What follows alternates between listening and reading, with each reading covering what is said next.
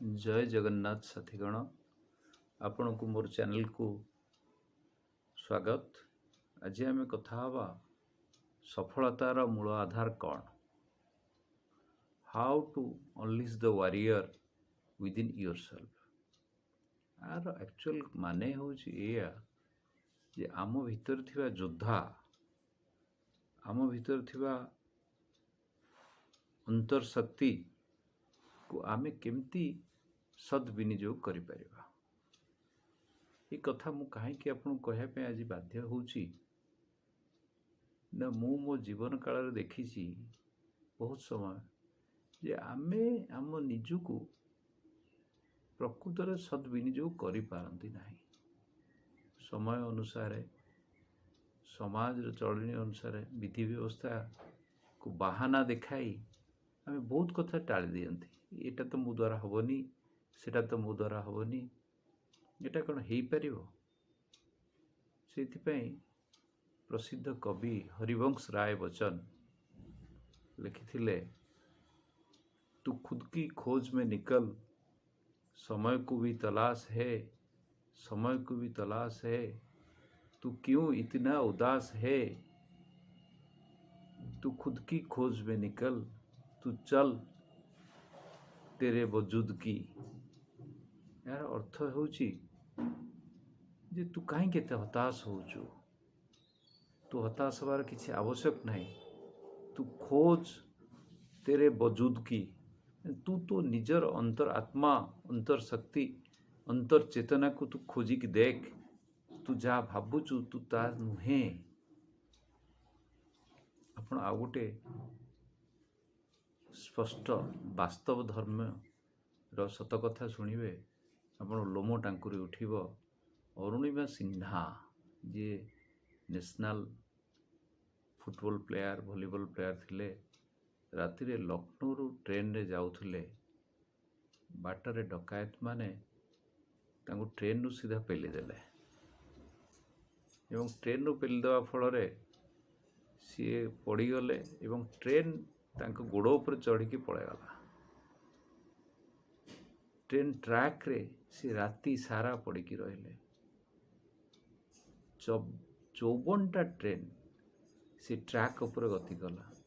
राति रे पिंपुड़ी, जंदा, मशा मूषा सब किसी तांको क्षत विक्षत करि चलले एवं राति सारा पड़ी रही बहुत कष्ट रे साहाय्य सहयोग पाई से मेडिकल ट्रीटमेंट हेले एवं से दृढ़निष्ठ हेले जे मु ए परिस्थिति जदि बंची ताले भगवान कृपार बंची एवं मोर बंचिबा पछरे निश्चय किसी इतिहास रचना करिवार प्रभुंकर उद्देश्य अछि। सेथिपय प्रभु मते बंचैछन्ति।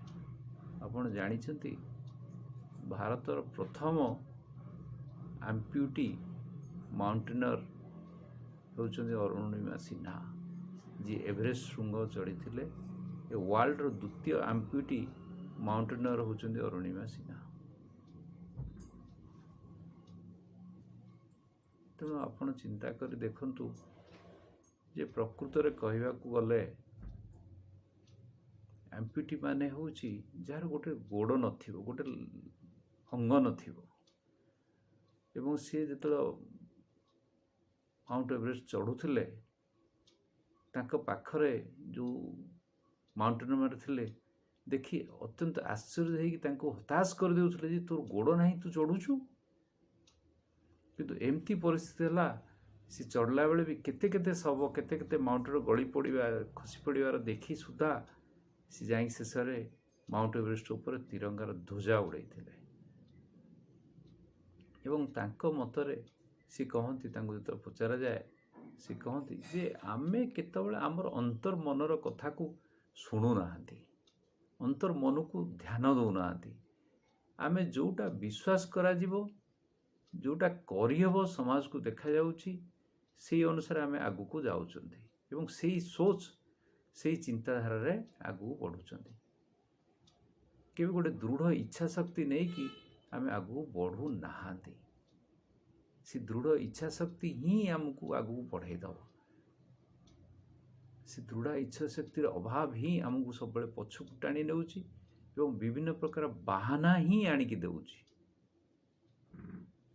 ତେଣୁ ମୁଁ ସକାଳୁ ଆସି ଏଇ କଥା ଆପଣଙ୍କୁ କହିବାର ଉଦ୍ଦେଶ୍ୟ ଏଇଆ ଯେ ଆପଣ ପ୍ରତିଦିନ ନିଜ ସହିତ କିଛି ନହେଲେ 2 ମିନିଟ୍ କଥା ହୁଅନ୍ତୁ ଯେ କାଲି ଦିନଟା ଯାହା କଲି ମୁଁ, ଯାହା ଦିନଚର୍ଯ୍ୟା ମୁଁ ଅତିକ୍ରମ କରିଲି ଠିକ୍ସେ ଗଲା ନା ମୋର କିଛି ଭୁଲ ରହିଲା।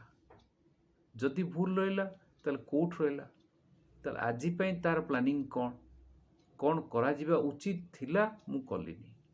ଏବଂ ଧୀରେ ଧୀରେ ନିଜକୁ ଆପଣ ସଜାଡ଼ି ନିଅନ୍ତୁ ଏବଂ ନିର୍ଦ୍ଦିଷ୍ଟ ଭାବରେ ନିର୍ଦ୍ଦିଷ୍ଟ ପ୍ଲାନିଂ କରିକି ଆଗକୁ ବଢ଼ନ୍ତୁ।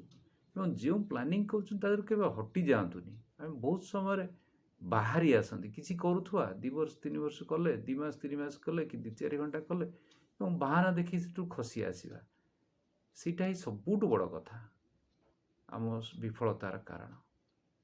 ଆଉ ଆମର ଅନ୍ତର୍ମନ ଅଛି, ଚେତନ ମସ୍ତିଷ୍କ ଅଛି, ସବଚେତନ ମସ୍ତିଷ୍କ ଅଛି, ଏସବୁର କଥା ଆମେ ଟିକେ ଶୁଣିବା କଥା।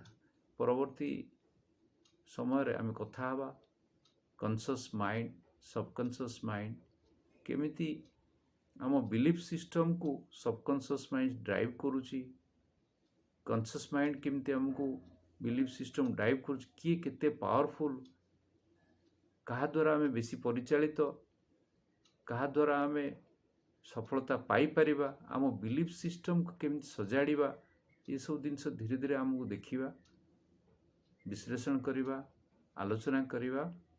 ରହୁଛି। ଆପଣଙ୍କୁ ନମସ୍କାର। ଭଲ ଲାଗିଲେ ଚ୍ୟାନେଲଟିକୁ ସବସ୍କ୍ରାଇବ୍ କରିବେ। ମୋ ହୃଦୟର କଥା ଆପଣଙ୍କ ଆଗରେ ଥୋଉଛି। ଅନ୍ୟ ୟୁଟ୍ୟୁବର ମାନଙ୍କ ପ୍ରତି ଅତି ସୁନ୍ଦର ଢଙ୍ଗରେ କହି ନ ଆସୁଲେ ସୁଦ୍ଧା ହୃଦୟର କଥା କହିଥିବାରୁ ଆପଣମାନଙ୍କୁ ଯଥେଷ୍ଟ ଧନ୍ୟବାଦ। ଦୟାକରି ଚ୍ୟାନେଲକୁ ସବସ୍କ୍ରାଇବ୍ କରିବେ, ଭୁଲିବେନି। ରହୁଛି। ନମସ୍କାର। ଜୟ ଜଗନ୍ନାଥ।